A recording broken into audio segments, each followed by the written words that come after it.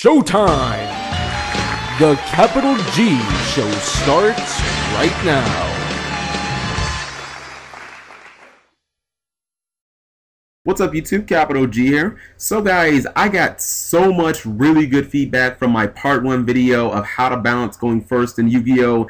And I was really thinking about it, and you know, originally I just wanted to make this a 2-parter, but because of all the good input I got, I thought to myself, I was like, shit, I think I gotta make this at least 3 videos. Like, so many people brought up points and ideas that I hadn't thought about, and I was like, damn, I got a lot more that I want to talk about. So just to touch on something that somebody brought up in my last video, which I think was really brilliant, I didn't come up with this idea at all.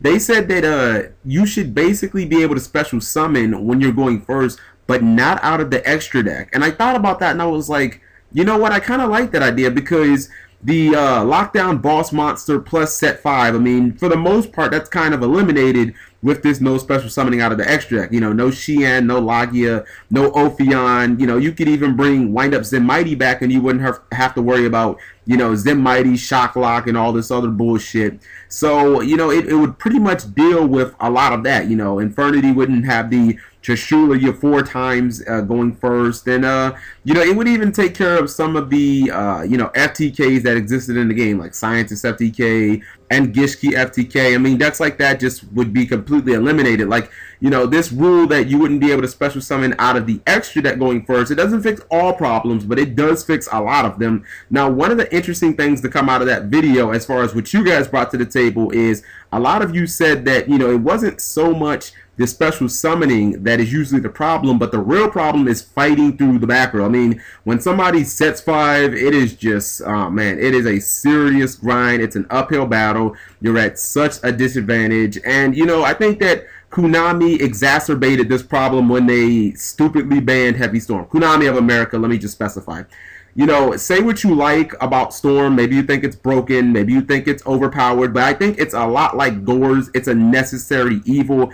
And, you know, maybe people are keying in on this because we're playing right now in a format where you don't have Heavy Storm. So people are looking at set 5 and they're like, man, it's so frustrating when you happen to play against that set 5 deck. But, you know, this is coming from somebody who is maybe the YouTuber on all of YouTube who has benefited the most from set 5. I mean, I've top 8'd 5 regionals. And guess what? In 4 of them, I use set 5. And the thing about set 5 that most people don't get is it's more than just the simple aspect of employing more defense than your opponent has offense. I mean, i.e. your opponent summons, you Solemn Warning it.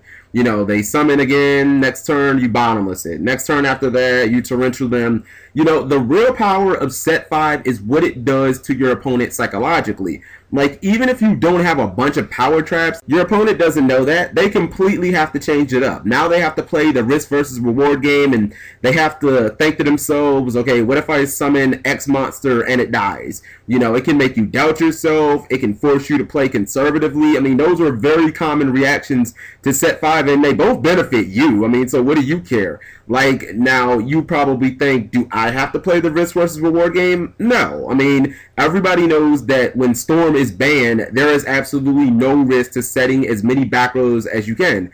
You know, the regional where I topped the 2nd time with Gladiator Beast, I made it a point to set every single green and purple card I drew all freaking day, no buts about it, no exceptions. And it didn't matter if I couldn't use the card or if I had a multiple of it, or, you know, it was all positive. There were no drawbacks. You know, sometimes I just mind-fucked my opponent into thinking, oh my god, like, he has 5 cards in his back row, what am I going to do? And I'd flip over like a pot of duality and they'd just be like, damn, I could have killed him, but I didn't, you know what I mean? So a lot of people complain about Storm being too powerful, despite the fact that when you lose big to Storm, it's almost always your fault, you know what I mean? Overextension is generally thought of summoning too many monsters when placing too many cards in the back row. I mean, how is that different? You know what I mean? So I look at set 5 and I think that it's really not healthy for the game. You know, if you're playing a deck that literally mandates you to set multiple back row early and often, then all you have to do is play obvious protection cards like Dark Bribe and Starlight Road. You know what I mean? I think that Set 5 is just as unhealthy for the game, and people don't think of it as such because, you know, it doesn't end the game as quickly as Mass Special Summoning, Turn 1, and maybe it's not as flashy, but it's basically just as unfair. So let me know what you guys think of this. Set 5 is one of those things where when you use it, it's great. Your opponent can't do shit. It frustrates them. But then when you play against it, it's like, oh my god, this shit really? So, yeah, I guess that this is part 2. I'm going to have a brand new topic, but let me know what you guys think. Thank you for watching as always. Subscribing makes life happy.